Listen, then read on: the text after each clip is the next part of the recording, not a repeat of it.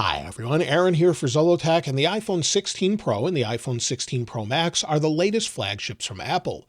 This year they're making it easier to decide between both models as there's less differences, but I still wanted to help you decide which would be best for you. So there's 5 things to consider when picking between the iPhone 16 Pro or the 16 Pro Max. And the first thing is price. The price isn't really any different than last year unless you get different deals at your carriers or different stores, but directly from Apple it's $9.99 to start. For the 16 Pro, it starts at 128 gigs of storage with 8 gigs of RAM. With the 16 Pro Max, it comes in at $11.99 and goes up to $1,599. This one actually starts at $256, and both of them go up to 1 terabyte. But for whatever reason, Apple's decided to leave the 128 option available for the 16 Pro.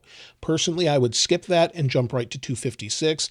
As a Pro user, you'll probably want some options that you get with the camera that you'll really need that 256 or higher for. Also, when it comes to the overall size, of course, that's one of the major considerations here, is Apple actually increased the size of the displays. With the iPhone 16 Pro, we have a 6.3-inch display, and with the 16 Pro Max, we have a 6.9-inch display. They're up 0.2 inches from last year, and that means the phone has actually grown vertically just a little bit. The 16 Pro Max definitely feels bigger than last year's phone and has grown slightly. In fact, if you take an iPhone 16 Pro Max case, put it on an iPhone 15 Pro Max, the 15 Pro Max will fall right out of it. So it's definitely a little bit bigger this year. And both are also a little bit heavier this year. The 16 Pro comes in at 7.03 ounces or 199 grams, where the 16 Pro Max comes in at 7.99 ounces or 227 grams. So they've gained a little bit of weight. They don't really feel too different in the hand, but many people will probably want to consider the Pro instead of the Pro Max just for the overall size difference this time around. Especially once you add maybe a screen protector and a case, it gets even larger and larger to hold on to and thicker with the screen protector as well. Now, the camera this year, Apple has not changed at all. In fact, they've actually added the camera from the 15 Pro Max with the 5x telephoto zoom to both the 16 Pro Max and 16 Pro. So we don't have any difference whatsoever when it comes to the cameras themselves. They're the same exact array. We have a 48 megapixel regular wide camera, a new 48 megapixel ultra wide that takes great macro photography and video, and we also have that 5x telephoto zoom.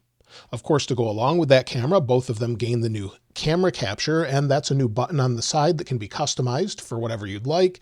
And of course, we still have the action button as well. So if we go over here into our camera capture, press the button, press it here, we go into the camera, double press it here, about a half press, you can scroll through a menu, half press it again, we can go directly in and then scroll back and forth. Both phones have the exact same functionality there. In fact, all 4 phones this year have that same functionality. So again, go in, switch between what you want, and it's on both cameras this year, and that really makes no difference. And the great thing is we also have that 5x zoom. So on this phone, we can go 5x zoom and zoom right in with a great look with a 12 megapixel sensor on that. So that's actually a great advantage that we have that we didn't have last year with the regular Pro model. The forward-facing cameras are identical in every way, and the displays are identical other than their size. So we really have no changes there. Same exact display. They now both go down to 1 nit of brightness. Now, before we talk about battery, if you find yourself in need of more power for your latest devices, whether you're traveling, camping, or the power goes out, today's sponsor EcoFlow has you covered with their new River 3 power station. The River 3 is the most cost-effective, compact, and highly efficient power station and is ideal for traveling or adventure. The River 3 can charge up to 15 hours longer than other power stations of its size. And if you need to power a Wi-Fi router, for example, it could last over 30 hours, but in a size 30% smaller than that of the average power station with the same capacity. And when you need to charge it up, you can go from 0 to 100% in just 1 hour. And if you're using the River 3 when the power goes out, it has built-in switching that will switch from outside power to the battery in under 20 milliseconds. It's super quiet too at under 30 decibels. The battery pack is IP54 water resistant, utilizes LFP batteries, and is fire resistant up to 900 degrees Fahrenheit. And don't worry about dropping it either, as it's designed to handle impacts of up to 1.5 meters. To check out the River 3 for yourself, be sure to check out the link in the description below. Now, the batteries are significantly different just due to the overall size. So in the iPhone 16 Pro, we have a 3,582 milliamp hour battery, and in the 16 Pro Max, we have a 4,685 milliamp hour battery. Both of them are up about 6% over the previous year, which means video playback on the Pro should give you about 27 hours of screen on time, where on the Pro Max you would get about 33 hours. So basically between these phones, you'll get about 3 to 4 hours of difference in use. Many people are reporting 6 to 7 hours of screen on time on the regular Pro, where I'm hearing about 8 to 10 on the Pro Max. It just depends on your overall usage. Now the charging has been upgraded this year, but it's not as great as we had originally heard. It seems that we still charge if we're using a wired charger at about the same rate. So if we're using maybe a 20 or 30 watt adapter, with the 30 watt adapter, we may hit about 28 watts or so, but most people are not seeing above 30 watts in tests. So it looks like the rumors of 45 watt charging on the new iPhones is not actually happening. Now it's possible that they're going to upgrade this in the future with maybe a firmware update once they've made sure that the thermals are okay. Since we have upgraded thermals this year, that helps with things like games and more, but the overall thermals and the way it can get rid of heat is not quite at the rate I think that 45 watt charging would actually work. We'll have to wait and see if they enable it, but one thing they did enable has to do with MagSafe. If you're using a 30 watt charger or above, you can use the new MagSafe cable and charge at 25 watts. So it's up from 15 last year with Qi 2. Now we have 25 watts. And the way you can tell this charger is it's actually braided. So if you see here, it's braided and it's slightly thinner than the older one.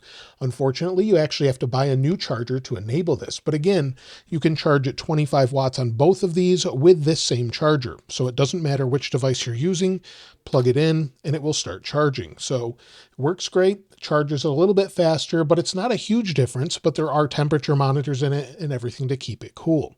Maybe again, we'll see that upgrade with 45 watt charging in the future, but so far we haven't seen anything. And between both of them, that's really the differences. Basically price, storage, size and weight, as well as the larger display, camera, and battery life. Everything else is the same. The same camera quality, the same display quality, the same speed with the A18 Pro. So going into simple tasks like music, they're going to load the same. You want to open the camera, they're going to open quickly. You'll be able to snap a photo quickly. And depending on your settings, I have this set up with Heath Max, depends on how you have it arranged. It's going to be super fast and just do the same great job on either one. In fact, there's just not a whole lot to talk about other than what we've already mentioned. They're both great phones and they have different options for colors with this new Desert Titanium, but everything else again is the same.